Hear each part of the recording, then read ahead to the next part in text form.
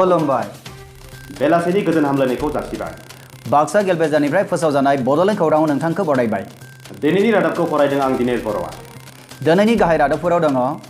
आसाम नाङै 18 मे बर' बिजों सान फालिदों गवालपारा जिल्लानि दुधनै बगावबा गामियाव बारहुंखा बिसमुरि दख'रा एबसुआ मेट्रिक आनजादाव सेथि मासि लानानै उनथ्रिसारनो हानाय फरायसाफोरखौ बरायदों 62 बोसोर 18 मे बर' बिजों सान फालिदों क'क्राझार सोरखारि फरायसालिमा बर' बिफाना एबसुआ 14थि कमल कुमार ब्रह्म देरहासार बान्था मान बावनाय हाबाफारिखौ फैगौ 22 मे अक्ट'आव खुंफुंगोन सेबा बर्डआ HSLC कम्पार्टमेन्टेल आनजादनि फर्म फिलआप आरो आनजादनि खालारखौ फोसावबाय चिरां बेंटलाव international day of living together for peace सान फालिदों सनितपुरनि थाना तिनिआलि निउ कल'निनि सासे 6 बोसोरनि हिन्जावसा निसा दैमारिया गोमानानै दङ चिरां जिल्लानि गुबुन गुबुन गामियाव सरकारि बिफाननि अनसुंथाइ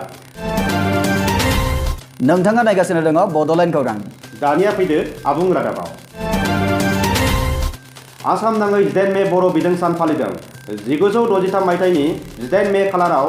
आसामाव बर' रावखौ गुदि फरायसालिफोराव बिजों हिसाबै थिसनदोंमोन बेजों लोब्बा लाखिनानै 18 मे बर' बिजों सान फालिनाय जादों गवालपारा जिल्लानि दुधनै बगावबा गामियाव बारहुंखा गोख्रों बार बारनायनि जाहोनाव कुलज्योति स्वर्गियारिनि राबार बिफाङा खहा जानायनि खौरां मोनफैदों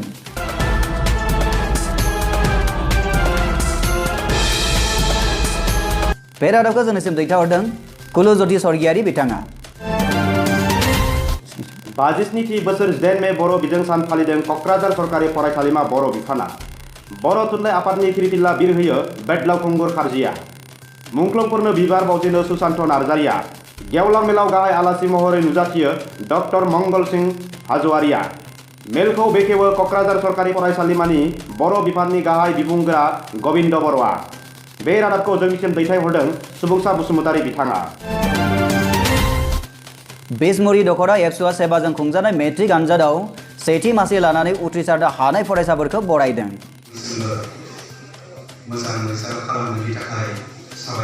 बासबारि गेजेर फरायसालिनि थाखो खथायाव बराय हाबाफारिखौ लानाय जायो मिरु एबसुनि कनिन बर'आ गाहाय आलासि महरै बाहागो लाफैयो क'क्राझार जिल्ला एबसुनि खाम्फा बसुमतारिया बुंथिगिरि महरै नुजाथिनो हायो गाहाय मासि लाना मेलखौ सामलायो बिसमुरि दख'रा एबसुनि गाहाय आफादगिरि सन्जय दैमारिया बे रादाबखौ जोंनिसिम दैथायहरदों बिसमुरि दख'रा एबसुनि मिथुन बसुमतारिया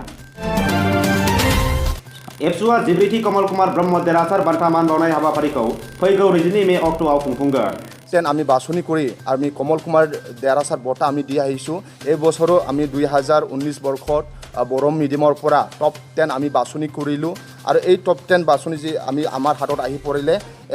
এই বছৰ যি কমল কুমাৰ দেৰাচাৰ বঁটা যে প্ৰথম স্থান আমাৰ পাইছে ৰিজু বৰগয়াৰী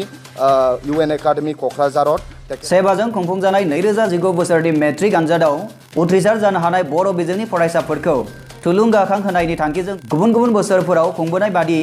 देग्लायबो दुलाराय बर' फरायसा आफादनि बानजायनायाव मेट्रिक आनजादाव गोबांसिन नम्बर मोननानै जाफुंसार जानो हानाय टप 10 फरायसाफोरखौ उदालगुरि जिल्लानि सिङाव थानाय फैगौ 22 मे अक्ट'आव कमल कुमार ब्रह्म देरहासार बान्था महरै मान बावनायजों लोगोसे बरायगोन होननानै मिरु एबसुनि सोलोंथाइ नेहाथारि कास्टम बसुमतारिया फोसावबाय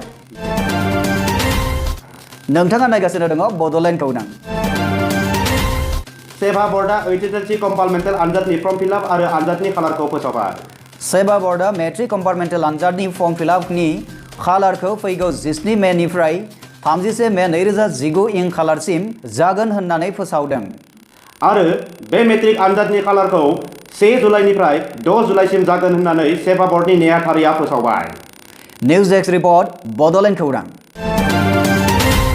चिरां बेंटलाव international day of living together for peace सान फालिनाय जादों